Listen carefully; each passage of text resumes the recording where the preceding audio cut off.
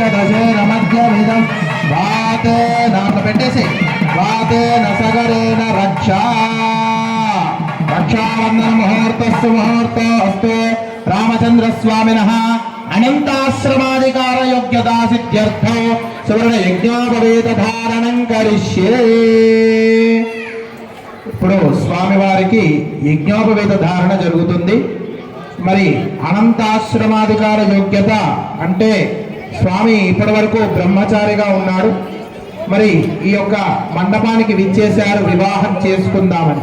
ఎందుకు విచ్చేశారంటే మీరందరూ కూడా సీతామ్మవారిని కన్యగా భావించి కన్యాదానం చేస్తామని కన్యాదానం చేస్తామని భావన చేస్తూ మీరందరూ తీసుకున్నటువంటి సంకల్పానికి స్వామి ముగ్ధుడై తాను బ్రహ్మచర్యాశ్రమం నుండి గృహస్థాశ్రమానికి రాకై ఈ యొక్క యజ్ఞోపవీత ధారణ చేయించుకుంటున్నాడట. మరి ఈ యొక్క బ్రహ్మచర్యాశ్రమము అంటే ప్రతి ఒక్క మానవుడు 4 ఆశ్రమాలను పాలించాల్సినటువంటి ధర్మం ఉన్నది.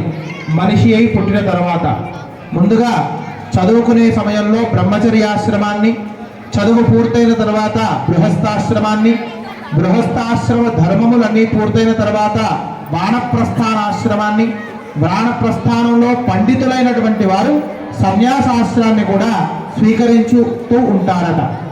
మరి మనము చాలా వరకు వానప్రస్థానం వరకు చూస్తుంటాం, సన్యాసాశ్రమం చాలా తక్కువ మంది తీసుకుంటారు.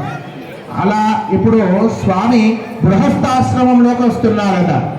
వారి యొక్క చదువు పూర్తి చేసుకొని స్వామి గృహస్థాశ్రమంలోకి వస్తున్నారు యజ్ఞోపవేత ధారణ చేసుకుంటూ. గట్టి మేళం యజ్ఞోపవేతం పరమందవిత్రం ప్రజాపతే సహజం పురస్తాద్ ఆయుష్యవర్ధో ప్రతిమంచ యుద్ధే